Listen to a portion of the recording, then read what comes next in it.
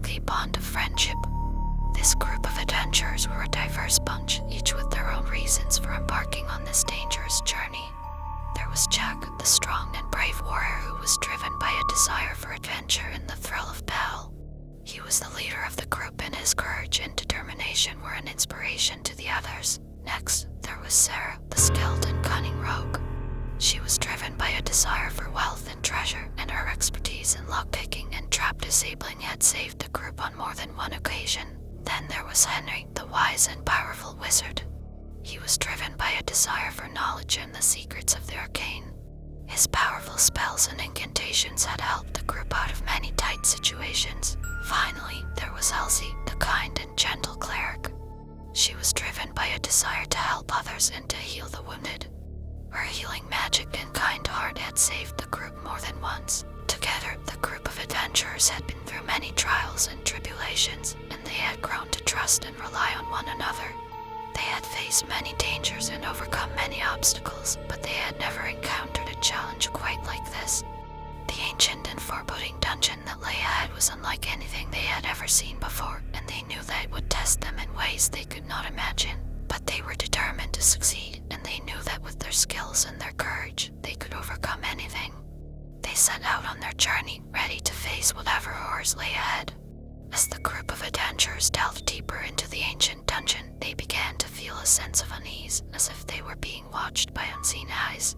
They were on high alert, ready for any dangers that may lurk in the darkness. It was then that they stumbled upon a large chamber that was unlike any they had encountered before. It was dark and foreboding, and they could feel the weight of malevolent energy in the air. They knew that something evil was waiting for them. As they entered the chamber, they were confronted by a towering demon lord. It was a monstrous creature with red eyes that glowed like embers and razor-sharp claws that dripped with poison. The demon lord let out a deafening roar and lunged at the group of adventurers. The group fought bravely, but the demon lord was more powerful than any creature they had ever encountered. Jack, the leader of the group, fought with all his might but was no match for the demon lord's strength. The demon lord struck Jack with its razor-sharp claws, and he fell to the ground, mortally wounded. The rest of the group was devastated by the loss of their leader and friend. They fought on, driven by the desire to avenge Jack's death. But in the end, they were no match for the demon lord's power. But just when all seemed lost, Elsie, the cleric, used all of her willpower to summon a powerful banishment magic that could send the demon lord back to the underworld.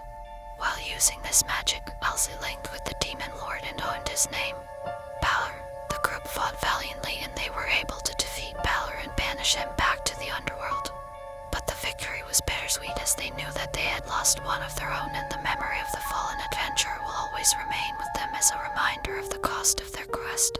The group left the chamber, shaken but determined to continue their journey, knowing that the ancient and foreboding dungeon still holds many dangers and secrets. But they were united, and they knew that together they could overcome anything. The group of adventurers had finally reached the end of their journey.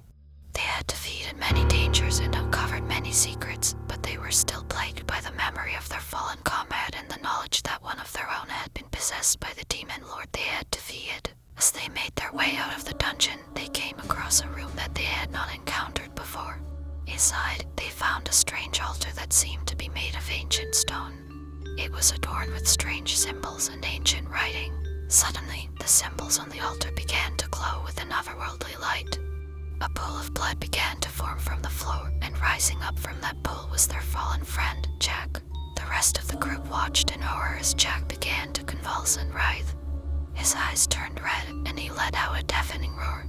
The group realized that the demon lord had not been defeated after all, and it had used Jack's body as a vessel to return to the moral realm. Jack lunged at the group, his eyes filled with malice and hatred. Elsie, the cleric, tried to use her healing magic to exorcise the demon, but it was too powerful. Jack knocked her down in a single strike. Sarah, the rogue, was filled with rage and grief. She fought Jack with all her might, driven by the desire to avenge her hurt friend. In the end, she was able to impale him with a blessed blade and banish the demon lord once and for all. But as the group watched Jack's body fall to the ground, they realized that it was too late. Elsie was motionless where she laid. Henry knew it immediately. She was dead, and Henry did not have magic powerful enough for her resurrection.